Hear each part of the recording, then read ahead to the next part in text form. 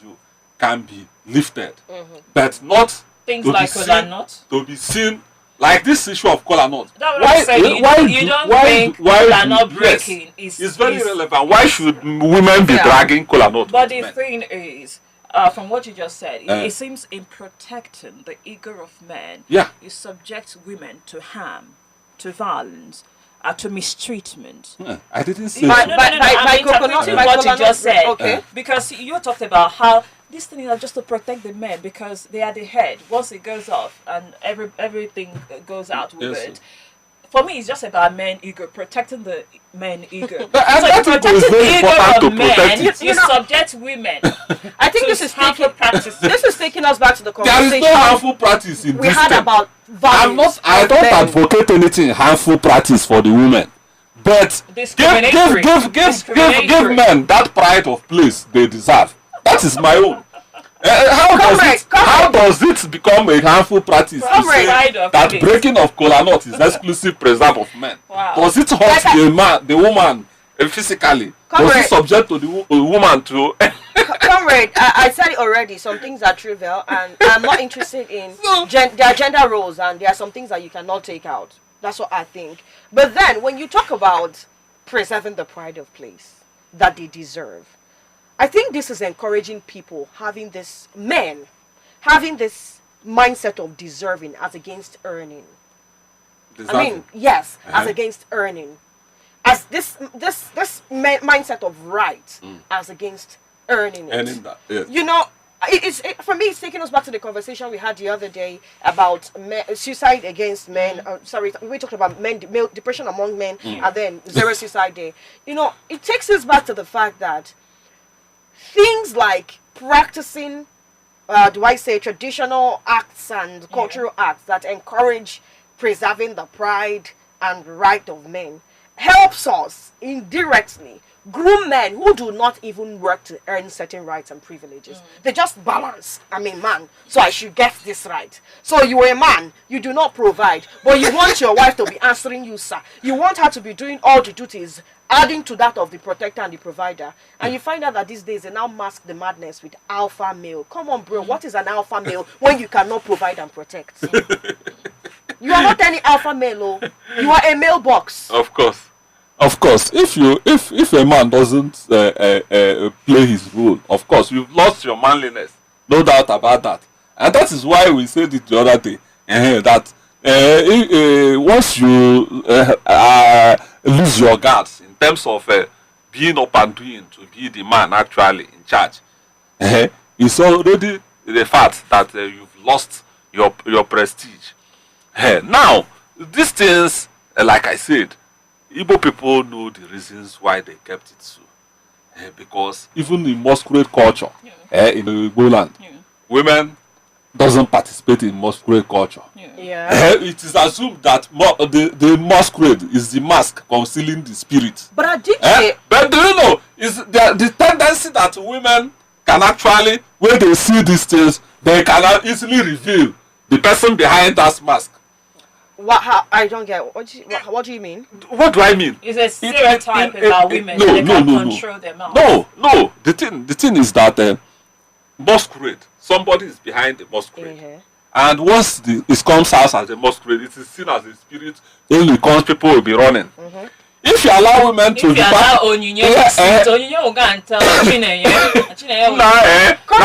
this is the man behind that masquerade. I beg to differ. You see, what Adichie is preaching is the message of inclusivity. Oh yeah, so these things have been there. But how about we start to incorporate women? For instance, there are places where women are kings.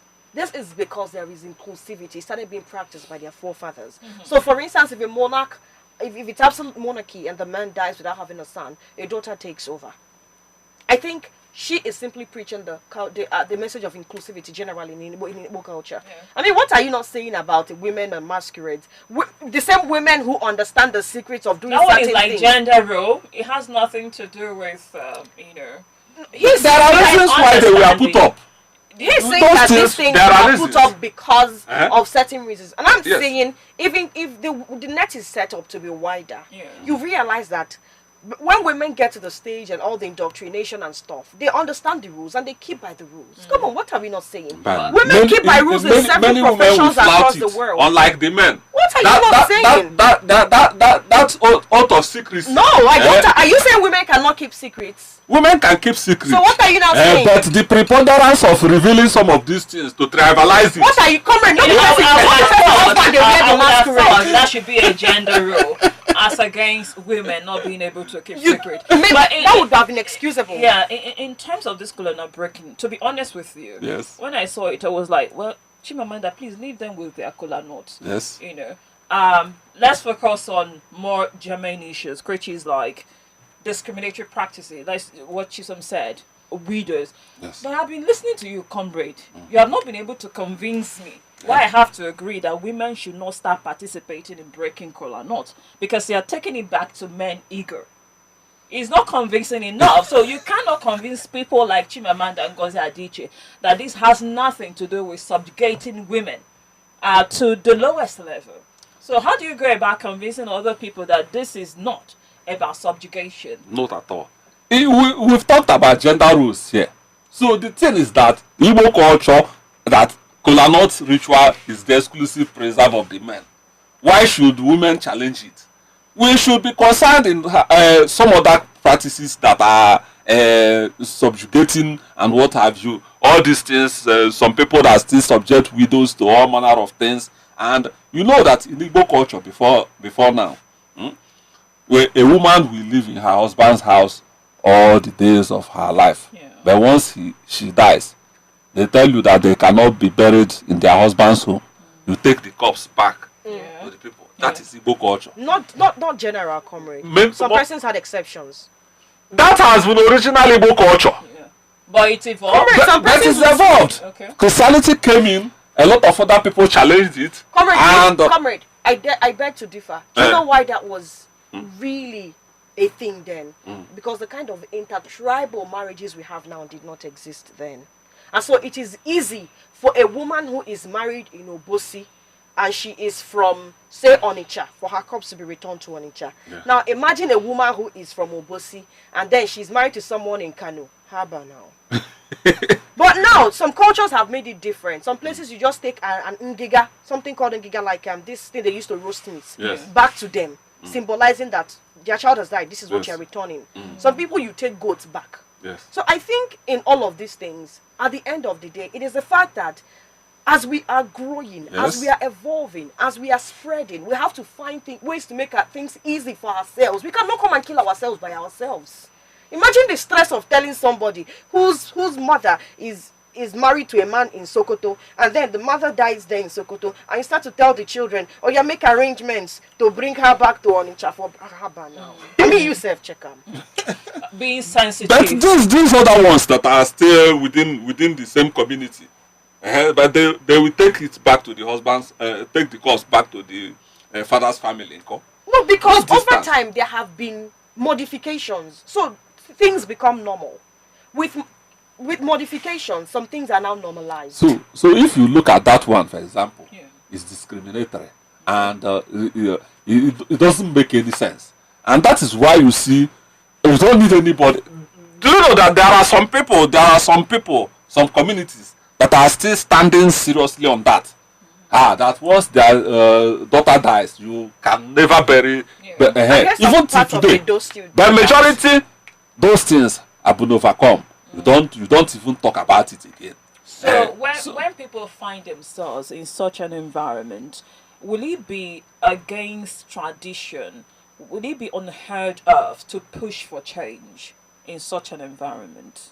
Not at all. Because yes, there are some certain things in culture people take as in for granted, but it has always been who will actually challenge this thing.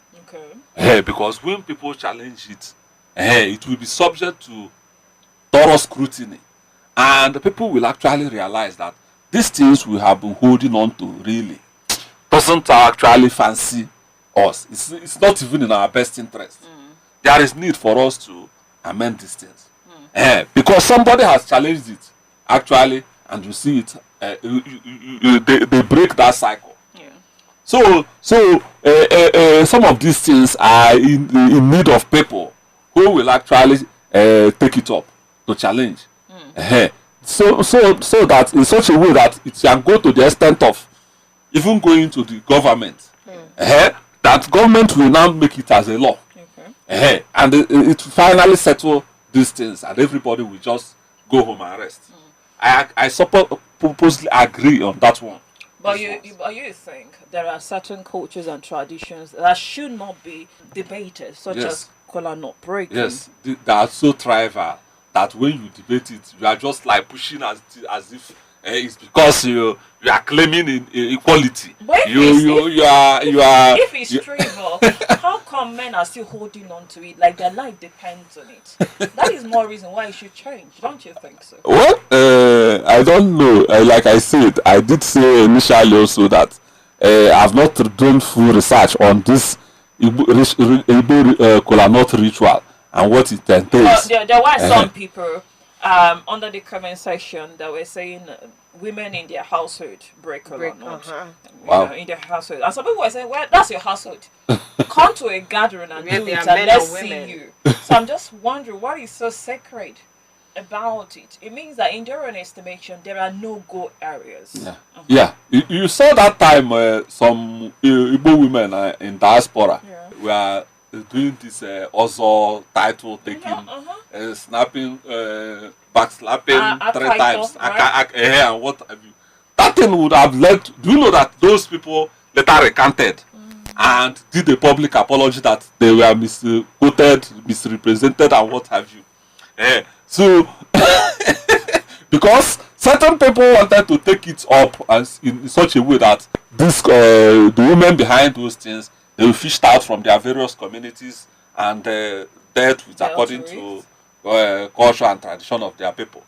And they saw the implications and they recanted. So, while we are pushing for equality, women liberalization, and what have you, there are some certain areas diving into them in the name of this equality of Akaito, what is there? I think at the end of the day, for me, it's a case of misplaced priorities. Because there are still several issues bothering women. I hear there are some communities where the issue of a man's male sibling taking over his wife at the event of his demise is still a thing. Is it not high time that we, as a people, I mean Igbo people, calm down in the different communities possibly to talk about this whole Nkuchiwan, this whole taking over the wife? It's not high time that such a thing should be abolished. I mean, this is 2023 and a woman, we have agreed, owns herself. An adult woman owns herself. She has agreed to marry your brother, and in an event where your brother is late, she has no justification whatsoever to submit to you. The brother, especially where she has children for the man in question, male and female children. What is the business of the brother with wanting the brother's wife? But these are things that are still being dragged in some communities among learned people in 2023. I think these are some of the issues that we should start talking about. We should even start having legal talks about it. It is, it's what do I call it now? Slavery? How I don't know the English to use for it. Of course, we have of course this FIDA, Federation of Women Lawyers, International Federation of Women Lawyers, and other NGOs are actually battling in those lines. Anything that has to do with infringing on persons' rights as a dignity. The dignity, every human being has the dignity of man, which is woman also inclusive. Anything subjecting woman to forced stuff like that is totally against the law. But some people actually think not partaking in kola, not breaking, is also indignifying. What do you say? It remains a tribal issue because if like for Chimamanda, for example, can she actually go to court to say why what he did to her? Denied partaking in kolanut ritual? Can she go to court for that kind of thing? Well, even court will respect those customary stuff. All right, let me look at a certain perspective. There are people who actually think that culture can change due to influence, financial influence. There were people who were actually trying to, would I say, badmouth her, that she could only do that